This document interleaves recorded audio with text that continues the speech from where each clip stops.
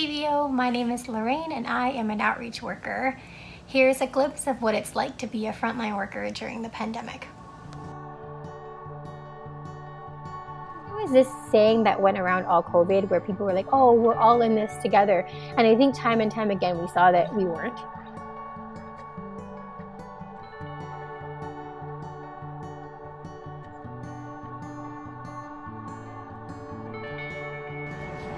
Happy Monday!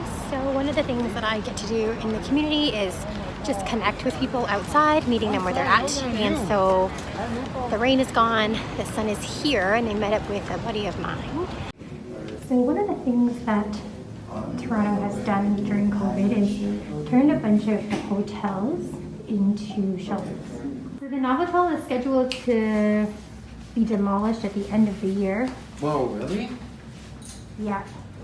And so what's going to happen with all the people who are staying in these hotels as shelters right now? We have no idea, and the city currently has no plan whatsoever.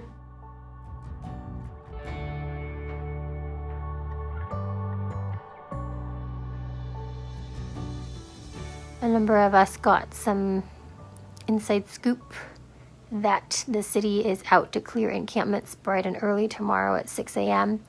with 100 cops and bulldozers, and I plan to be at one of the parks early just to be present and witness and support people, but I'm really frustrated at the city's approach to homelessness. This is the second bus already. So the city is literally just driving in busloads of security. Security are supposed to be setting up another fence.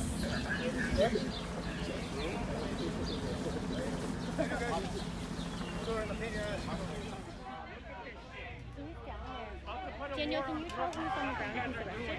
That's what you're fucking paid for! But yeah, we can't afford housing, we can't afford anything! We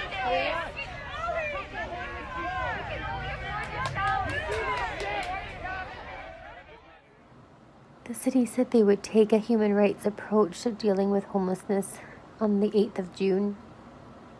And today, that's what I saw. Housing is a human right. And in Toronto,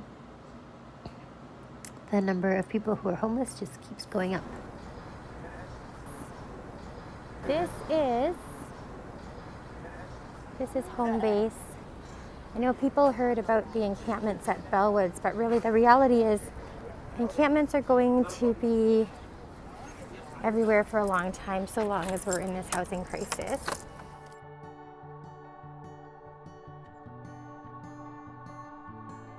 It is Thursday night where we have drop-in.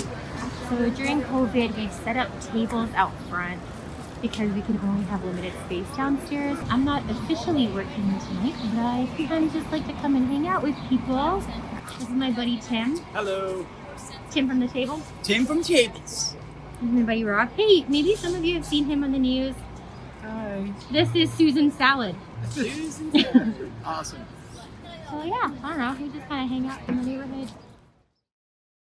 Today I'm actually spending a bunch of time looking through old photos from our community. Because unfortunately we are planning another memorial. I think that's probably one of the hardest parts of my job. Planning memorials, and the part I least look forward to is going through old photos and seeing people who are no longer alive is always really tough, and it doesn't get easier. And I think that's what I wish people would know about community work, is that these policies and things that we talk about are not just policies, but they're really about life and death for people that we really value. Ooh, but this here, it's on my desk. Can you see this? That is a picture of a whole bunch of our community from the day that my partner and I got married, and that was super duper fun. So that's a photo that I like seeing all the time. It's 2 a.m. and I just got home from a long meeting debriefing what happened at Bellwoods on Tuesday.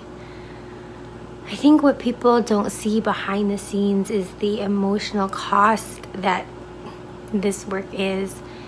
You know, there's like seeing people you care about in really awful situations, and then there's like working in a system where policies are just oppressive, and then the cost of seeing these things over and over and over again is like super traumatizing. And I really do value getting to debrief and process with people, but it is a lot.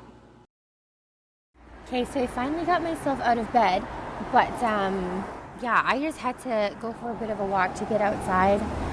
I'm realizing that this week this week was not a usual week.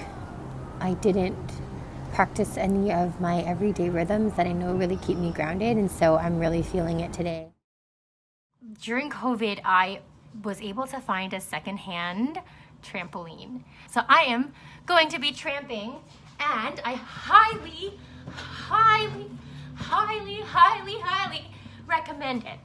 Play is not just for kids, and I think the sad thing is when we get older, we seem to forget how to have fun, and so that is a way that we can redeem some of the really awfulness around the world, and I really believe in the importance of finding joy and lightness. Cheers!